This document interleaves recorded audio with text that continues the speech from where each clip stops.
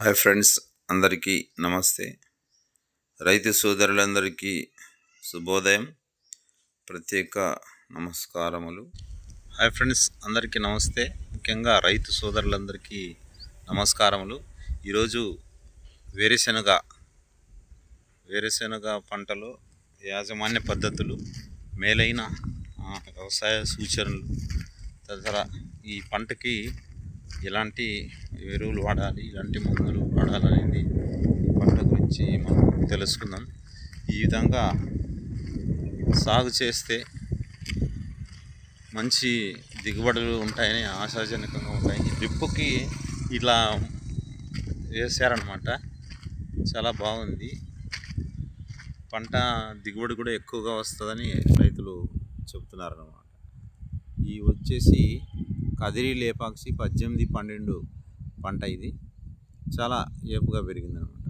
నెల పైరు ఇది, నెల మీద 10 రోజులు అయిందంట.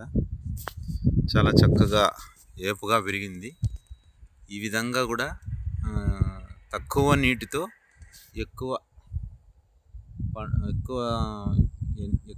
ప్లేస్, అంటే ఎక్కువ ఎకరాలు చేసుకోవచ్చు. నీళ్ళు తక్కువగా ఉండేవాళ్ళు కూడా ఈ విధంగా డ్రిప్ కింద శనక్కాయ వేసుకుంటే, అంటే నీళ్ళు వేస్టేజ్ కాకోకుండా ఉంటాయన్నమాట. తక్కువ ఖర్చు. ఇప్పుడు గన్నులు పెట్టి దానికంతా అమౌంట్ చేసుకుని చాలా ఇబ్బంది అవుతుంది. కాబట్టి ఇదైతే తక్కువ రేటుకే డ్రిప్ ఇదవుతుంది. గ్రామీణ ప్రాంతాల్లో ముఖ్యంగా సాగు చేస్తున్న పంటల్లో ఇది ఒకటని చెప్పుకోవచ్చు. వేరుశెనగ అనేది ప్రతి ఒక్క ఊర్లో కూడా, ప్రతి ఒక్క గ్రామంలో కూడా సాగు చేస్తున్నారు. ముందుగా నేలను బాగా దున్నుకొని ఆరనివ్వాలి. దాదాపు ఒక వారం రోజులైనా ఆరనిచ్చి, మళ్ళీ ఇంకో 2వ సారి 3 సార్లు కలిగి దున్నితే లోపల ఉండే గుడ్డు లార్వాలన్నీ బయటకు వచ్చి కాకులు, పురుగులు అవన్నీ ఏరుకో తింటాయి. ఎండుకి కూడా కొన్ని చనిపోతాయి. తద్వారా రోగాలు రాకోకుండా ఉంటాయన్నమాట. మరి తర్వాత విత్తన శుద్ధి అంటే వెరైటీ ఏ రకమైనా కానీ విత్తన శుద్ధి అనేది కంపల్సరీగా చేసుకుంటే కనుక ఆ మొలకెత్తే శాతం ఎక్కువగా ఉంటుంది. అదేవిధంగా రోగాల నుండి చీడిపీటలు రాకోకుండా కూడా తట్టుకోగలుగుతుందన్నమాట. కాబట్టి రైతు సోదరులు వేరుశెనగ విత్తనాలని కంపల్సరీగా విత్తన శుద్ధి చేసుకున్న తర్వాతనే విత్తుకోవడం చాలా మంచిదన్నమాట. ప్రస్తుతం రాయలసీమ జిల్లాలతో పాటు కోస్తా జిల్లాలో నెల్లూరు, ప్రకాశం, కృష్ణా, ఎన్టీఆర్, గుంటూరు జిల్లాల్లో నీటి వసతి కింద వేరుశెనగ సాగు చేస్తున్నారు. ఈ పంట కాలంలో రసం పీల్చే పురుగులైన తామర పురుగులు, ఆకుముడత పురుగులతో పాటు కాండం కుళ్ళు మరియు మువ్వకుళ్ళు వైరస్ వ్యాధులు చాలా ప్రధానమైన సమస్యలు అని చెప్పుకోవచ్చు.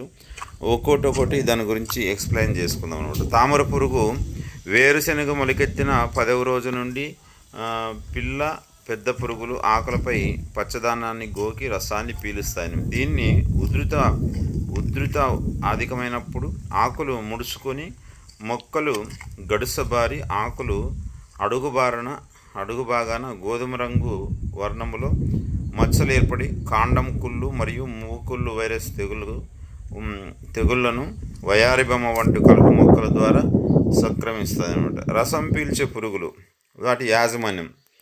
ఈ పురుగులకి కిలో వేరుశెనగ విత్తనానికి 2 మిల్లీలీటర్ల ఇమిడాక్లోరిఫిన్ 4 మిల్లీలీటర్ల నీటితో కలిపి విత్తన శుద్ధి చేయాలి. కొత్తగా వేరుశెనగ సాగు చేసేటప్పుడు ఎకరాకి 200 గ్రాముల రైబోజియం పట్టించి ఇత్తుకోవాలి. వేరుశెనగ విత్తిన 20-40 రోజుల దశలలో ఉన్న పంటపై రసం పీల్చే పురుగులు ఉధృతి గమనించినట్లయితే అంతర్వాహక పురుగు మందులైన ఇమిడాక్లోఫ్రిడిన్ 17, SL 60 మిల్లీలు, 300 మిల్లీలీటర్లు మోనోక్రోటోఫాస్ లేదా 1 లీటరు వేప నూనె మందు ద్రావణాన్ని కలిపి మొక్కలకు బాగా తడిసేలా పిచికారీ చేయాలి. ఆకుముడత పురుగు పంట విత్తిన 15 రోజుల నుండి ఈ పురుగు ఆశించేటప్పుడు 2-3 ఆకులు కలిపి గూడు చేసి వాటిలో ఉండి పచ్చదనాన్ని తినివేయడం వలన ఆకులన్నీ ఎండిపోతాయి. దీని ఉధృతి అధికమైనప్పుడు పొలమును దూరం నుంచి చూసినట్లయితే కాలిపోయినట్లు కనిపిస్తుంది. యాజమాన్యం ఏం చేయాలనేది, ఈ పురుగు ఉనికికై ఎకరానికి 4 లింగాకర్షక బుట్టలు ఖచ్చితంగా అమర్చాలన్నమాట. పైరులో అక్షింతల పురుగులు మొక్కకి 2 లేదా అంతకంటే ఎక్కువగా ఉన్నప్పుడు క్రిమిసంహారక మందు తగ్గించాలి. క్లోరిఫైనఫాస్ 500 ml,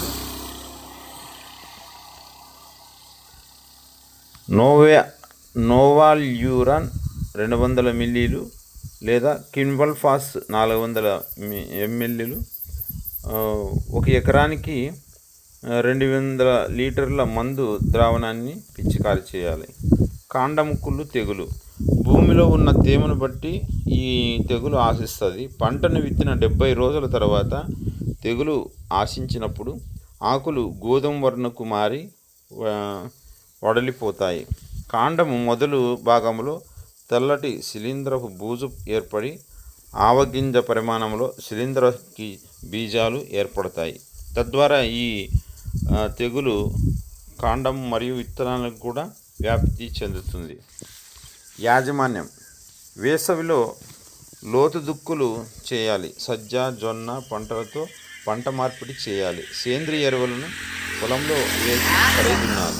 కిలో వేరుశెనగ విత్తనానికి 1 గ్రాము ట్యూబ్యూకోనాజోల్, 2 DS లేదా 3 గ్రాముల మొంకోజెట్ లేదా 10 గ్రాముల ట్రైకోడెర్మా అస్ఫురెల్లం పొడి మందులను కలిపి విత్తన శుద్ధి చేయాలి. ఆకుమచ్చ తెగుళ్లను సకాలంలో నివారించుకోవడం కోసం ఎకరానికి 200 kgల జిప్సం పూత దశలో వేయడం వల్ల దీని ఉధృతిని తగ్గించుకోవచ్చు. ఎకరా పొలంకి 2 కిలోల ట్రైకోడెర్మా అస్ఫెల్లరం, 40 కిలోల పశువుల ఎరువు మరియు 10 kgల వేపపిండితో కలిపి 15 రోజుల తర్వాత విత్తే ముందు వేసుకోవాలి. తెగులు సోకిన మొక్కల చుట్టూ హెక్సాకోనాజోల్ 2 ml లీటర్కి కలిపి నేల బాగా తడిసేలా పొయ్యాలి.